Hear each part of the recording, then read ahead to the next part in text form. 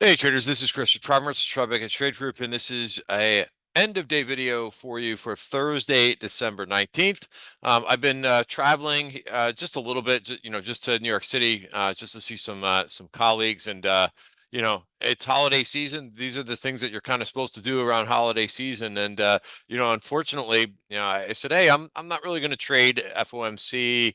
I definitely wanted to listen to what Powell has to say, but we knew that we were going to get 25 basis points, but obviously he made some adjustments in terms of language and about whether or not they're going to be cutting interest rates. Now, my thought was, and I think probably many others kind of think this too, was that shouldn't really be a surprise.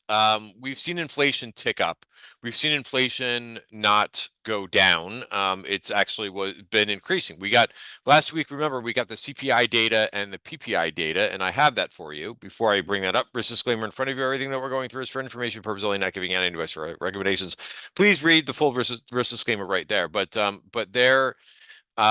yes, this video is for information purpose only. So this was the PPI last week, and it came in at 0.3 and the PPI came in 0.4. And this has been the story. Now, again, I don't really look at the year over year number because that's a compilation of the last 12 months. But you could kind of like weight this, right? Meaning like weight the more previous months.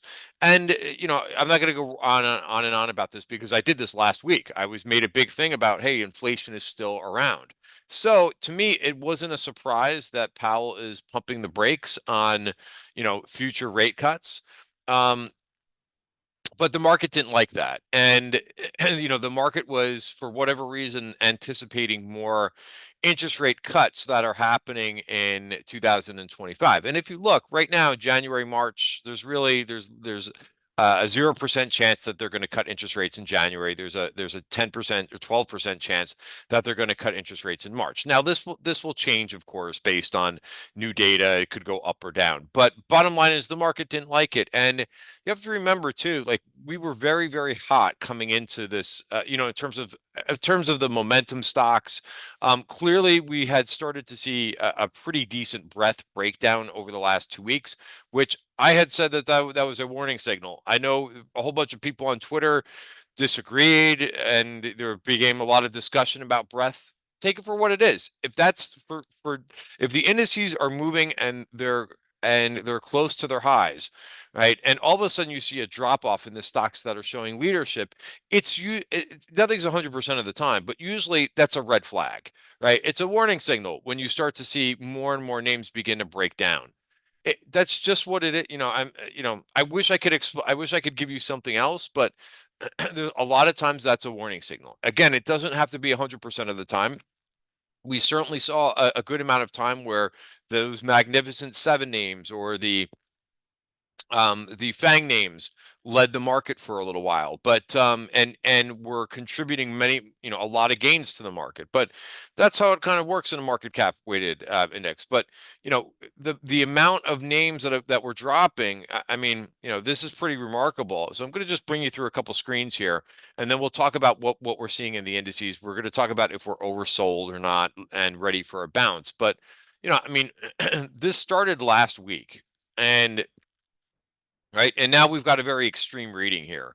But notice that so if you just ignored this, right? And I really feel like I'm on Twitter and I listen to people on Twitter because I get a lot of good information from Twitter. I get a lot of information about sentiment, but I was just shocked at the amount of people that just wanted to ignore everything, every warning signal or every um red flag that the market was giving you.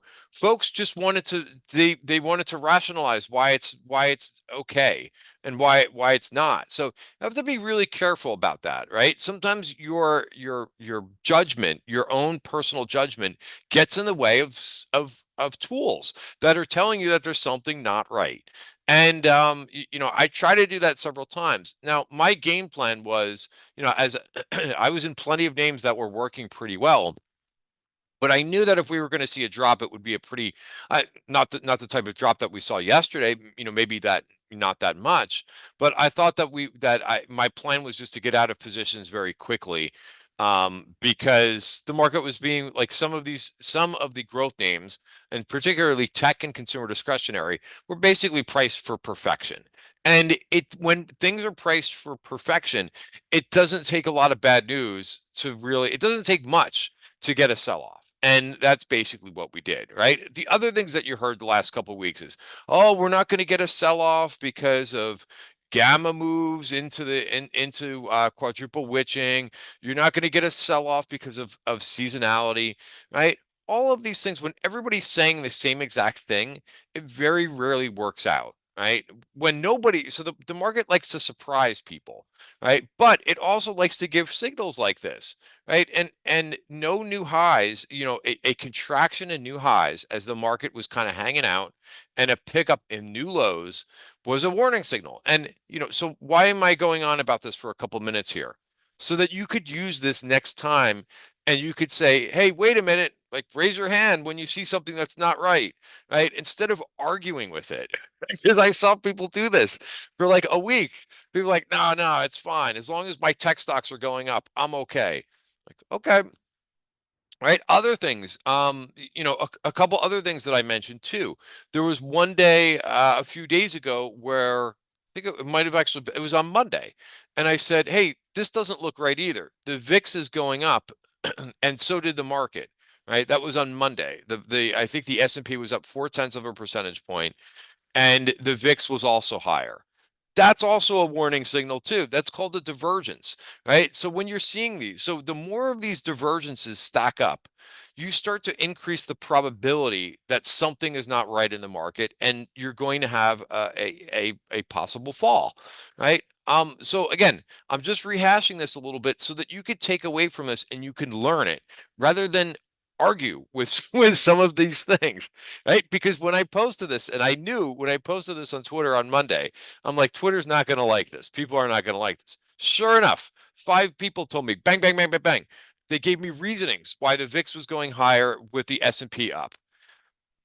And everybody trying to rationalize it. And I'm not calling anybody out, but I was like, I know this is going to happen. But that is a divergence. Take the divergence, write it down, and say, hey, this is not what you normally see. Anytime that you see these divergences, they're red flags, they're warning signals. Again, there's not 100% probability that means that the market is going to fall, but it will increase the probability that something is not right and the market is due for a sell-off. All right, so that's just to rehash a little bit. And again, all I did was I made some adjustments. Also, before I left, I was on a train yesterday. I sold some of my momentum names. I was in Reddit. I sold Reddit. I was in Robinhood. I sold Robinhood. Right. And I think I was in 2 other positions too.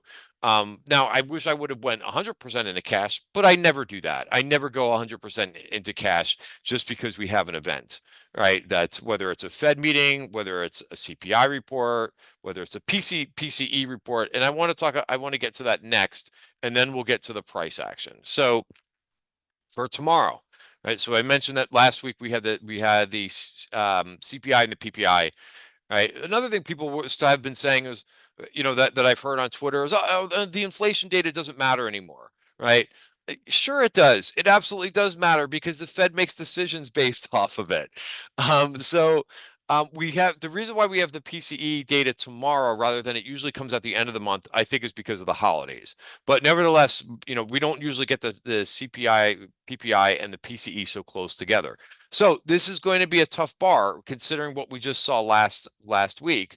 But I think if this comes in line, the market will probably rally from that. Why? Because people are now starting to say, "Oh my God!"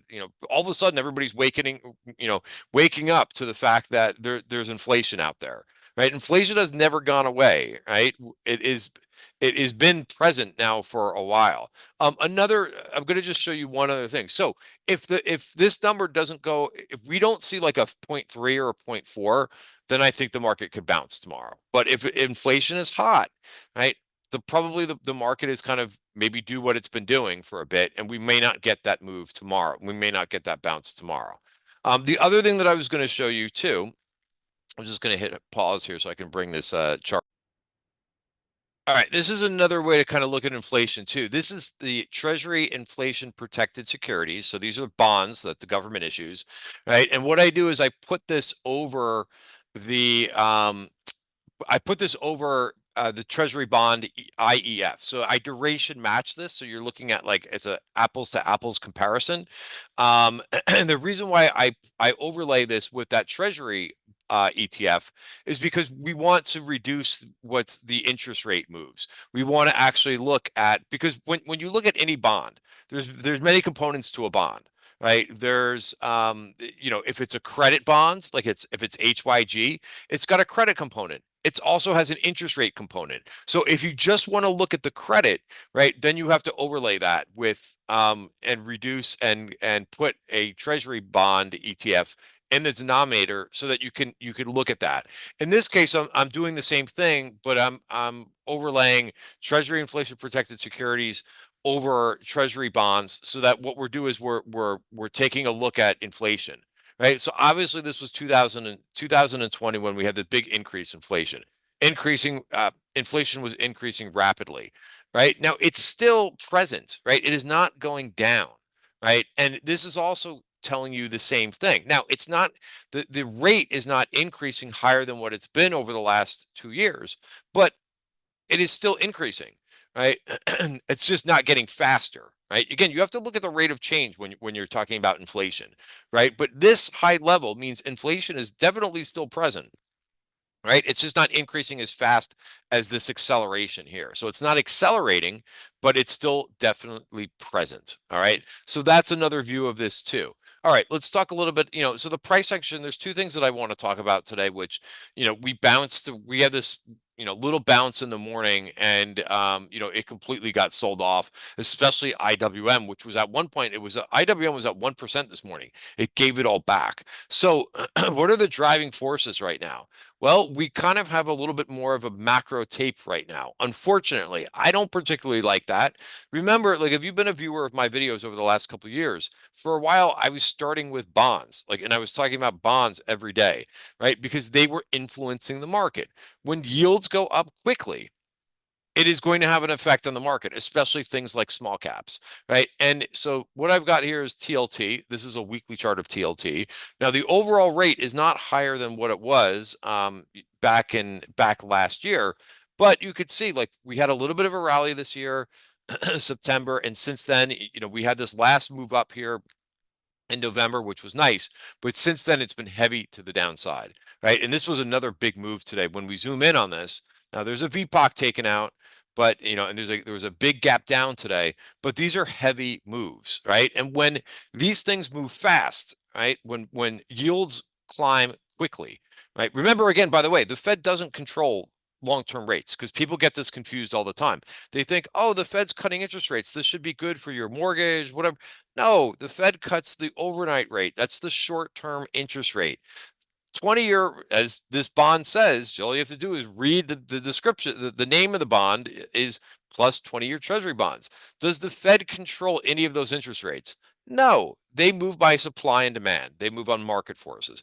And right now the yields are going up very quickly. So this is when yields are doing this like this quickly, like we've seen the last 2 weeks, it's risk off. And that's why we've seen things get pummeled, right? In terms of anything that's interest rate sensitive. Take, for example, your home builders, right? They're one of your most sensitive areas. Look at what the home builders are doing. They've gotten walloped, right? Also, you could take a look at utilities, right? Utilities haven't gone down as much, but they've also gotten beat up. There's no safety right now because of the interest rate effect. What is also a big headwind right now? Look at what the dollar is doing. It is moving fast to the upside. If we close by the end of the week, we have only one more day to go. That takes, remember everybody talking about a couple, because I know people have short-term memory. They forget about these things. But do you remember, going back a couple of years ago, the stronger dollar is not a good thing, especially when it's moving as fast as it is right now. So this is a major headwind, and we are now over the highs of what we saw in 2022.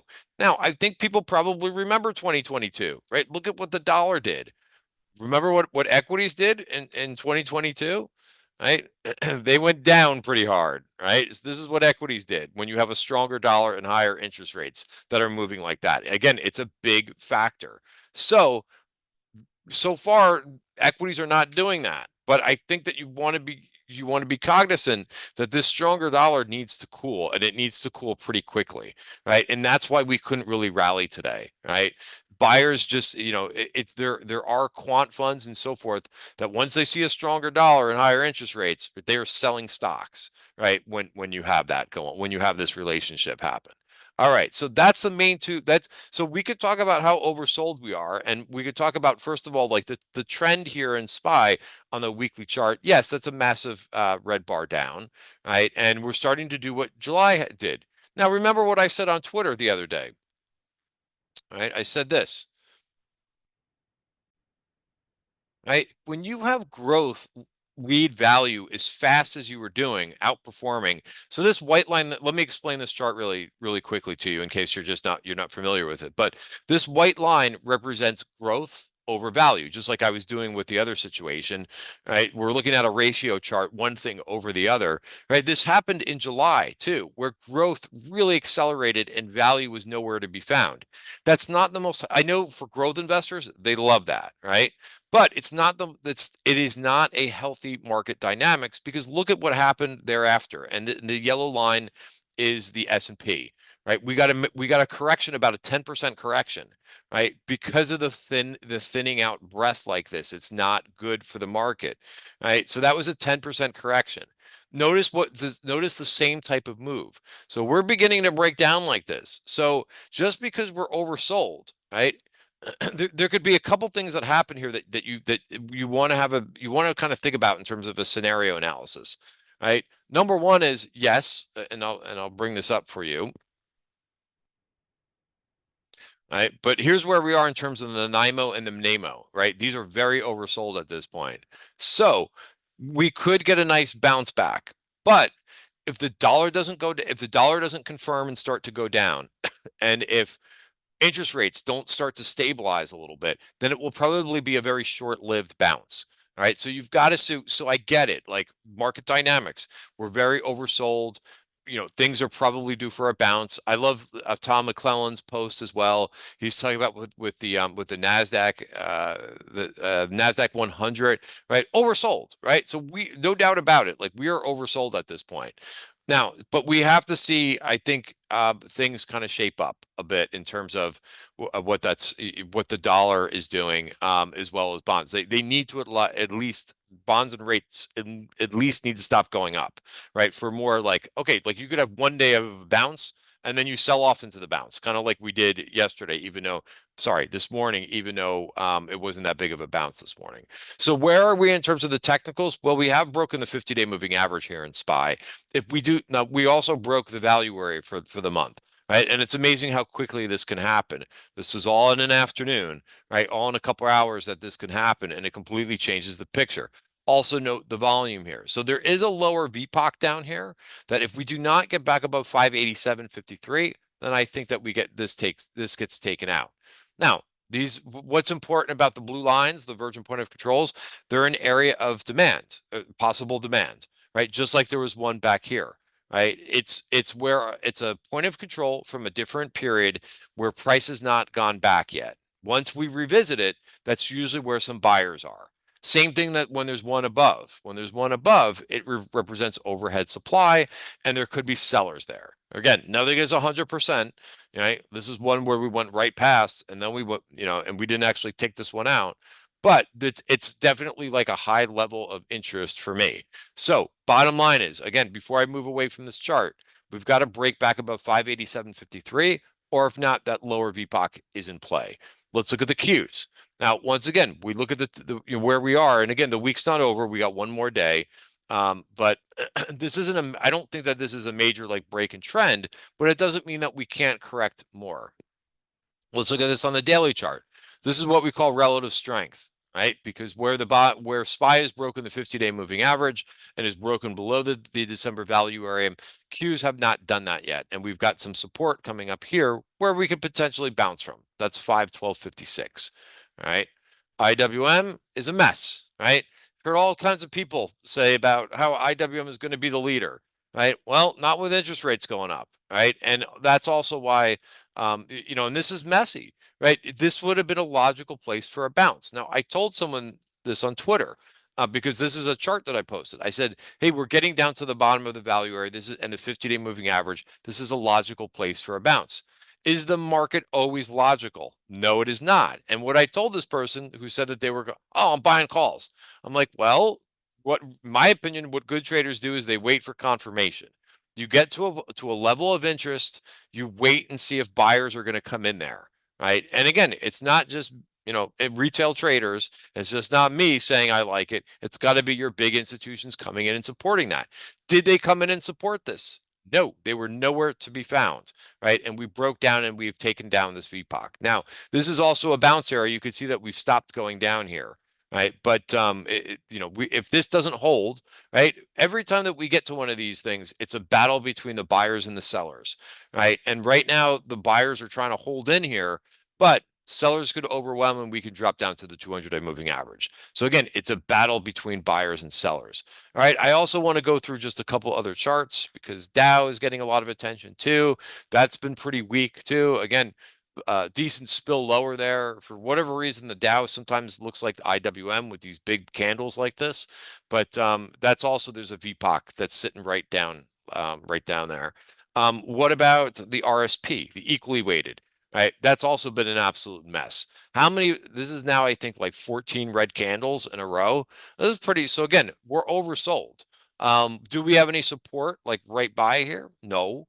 So again, it's one of those things that I think that you want to wait for, some buyers to come in. Now the 5-day moving average is all the way here. So again, we could bounce pretty decently before we even change the trend whatsoever.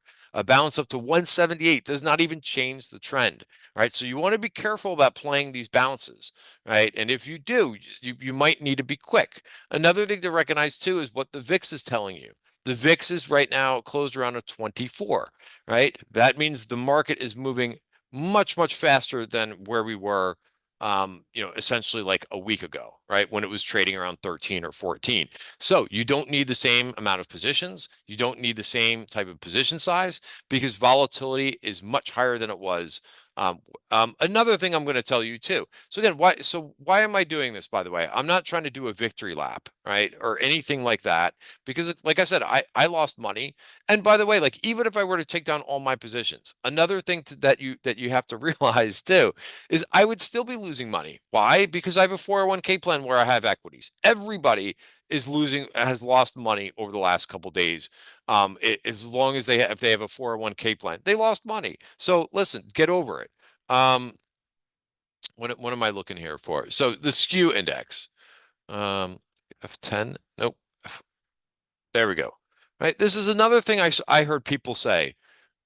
Nonsense. Right. Look at the readings in the skew.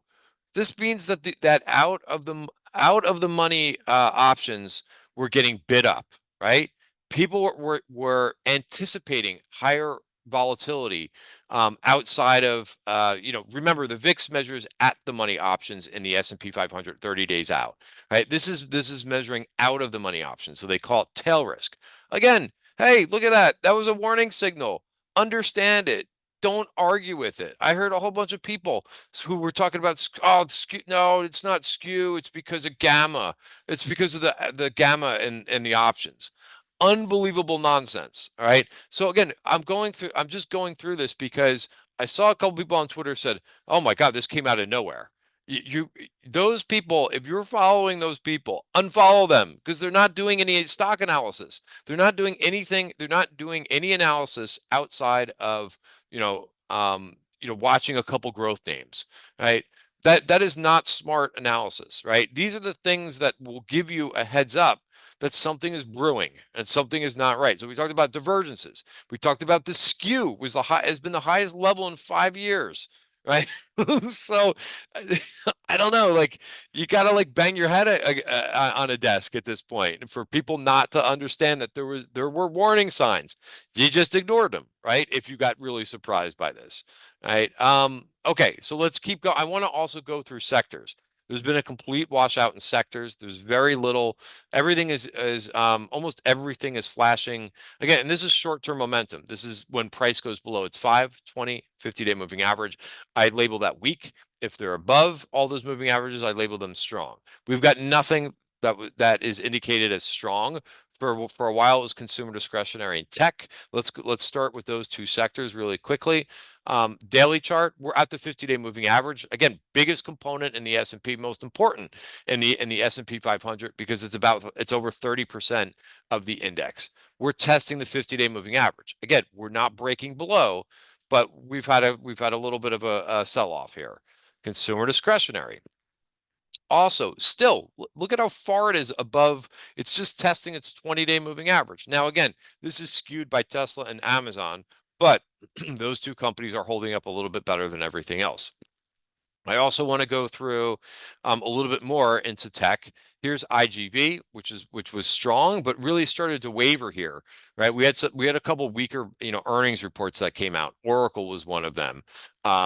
Adobe was another one that's in the software ETF. So this started kind of some cracks here. Again, nice little digestion in here that could have been resolved to the upside.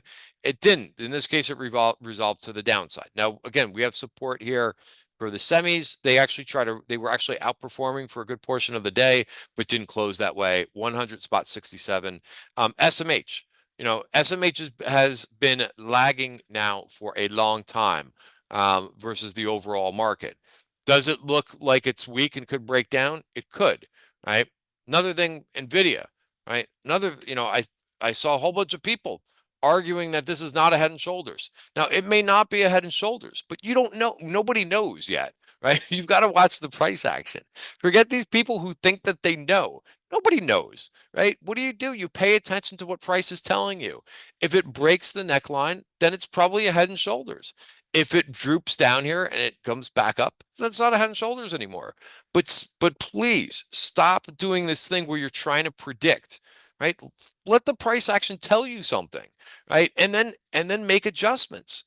I don't think I've ever seen as much stupidity as I've had the last couple weeks with people so uber bullish.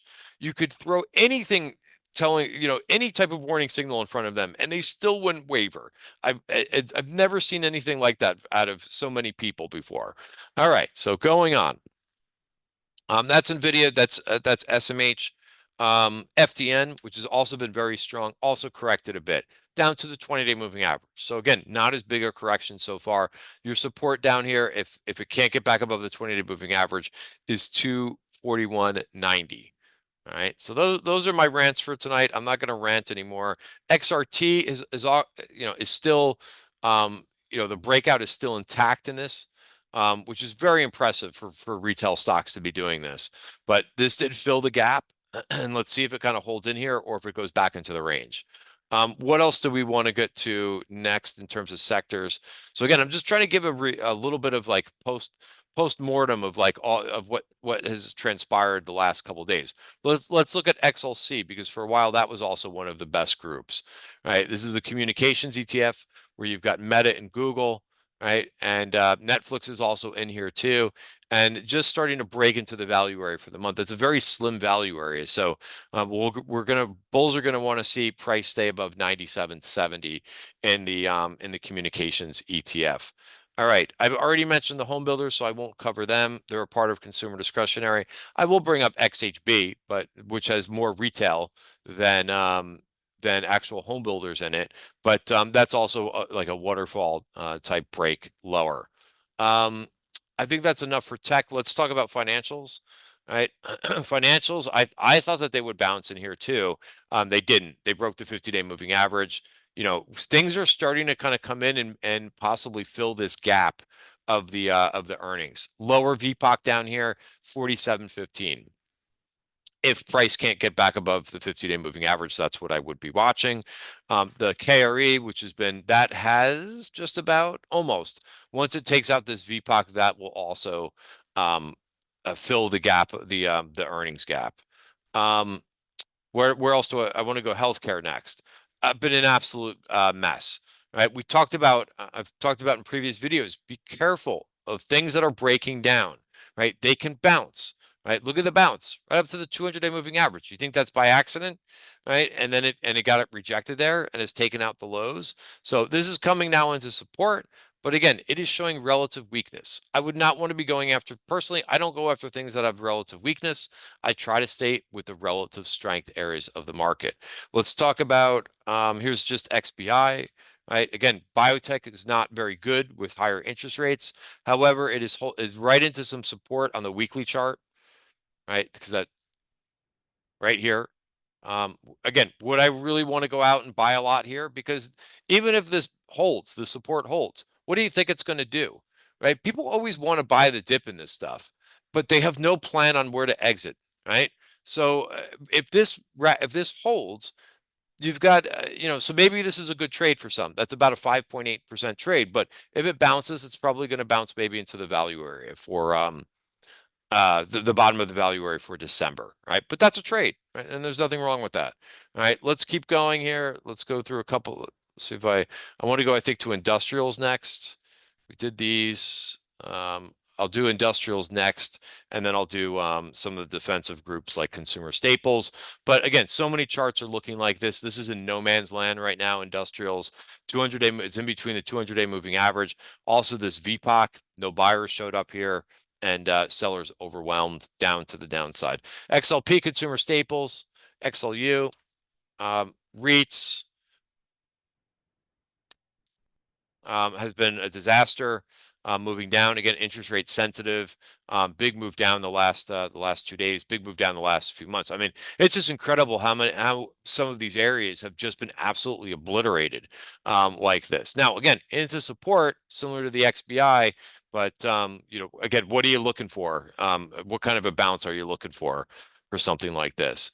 All right, XME, and then we'll look at maybe Bitcoin last. I mean, this is another waterfall down. I forgot XLB, the materials ETF, not any better. Just absolutely smoked and breaking through multiple months of price action all the way through in here. Really, really ugly stuff, guys. Okay, so IBIT, or let's look at Bitcoin futures. All right, so they're breaking down some. So we've got the bearish 80% rule now highlighted. I don't know if we're going to see a move all the way down to 10%, but anything could happen, right? There's a lot of things that are filling their earnings day gap, right? That event. I would watch the 20-day moving average, right? You've got nothing down here, right? And so basically the bottom of the value area, because unless we get back above the 20-day moving average, then you could use that as your support level, as well as the top of the value area. All right, so things are looking. I mean, there's a lot of things that have been blown out to the downside. I highlighted some things in the major indices to watch for. Keep an eye on those levels. You can rewind this video and you can go from there. But ultimately, yes, we are oversold at this point. We need, I think, the cooperation of the dollar and interest rates to have it be more than just a quick bounce. Because if we bounce, right, that'll just burn off those oversold levels and the trend remains down. All right, so something to keep an eye on, guys. Have a great night. Don't forget PCE tomorrow at 8:30. That could hinge on what we do tomorrow. And then, of course, we have quadruple witching. There will be a lot of volume on the open tomorrow. Why? Because that is when index futures officially expire, right? So the December contract goes away. Even though most people rolled their futures, there will still be guys who are doing the arb between the underlying basket of what the futures are, as well as those futures expiring. So there'll be heavy volume on the open tomorrow. That's called MOO, market on open, right? And then you will see heavy volume on tomorrow's close because of the index rebalancing event. And then, of course, you have your monthly options expiration. Have a great night, everybody. See you tomorrow.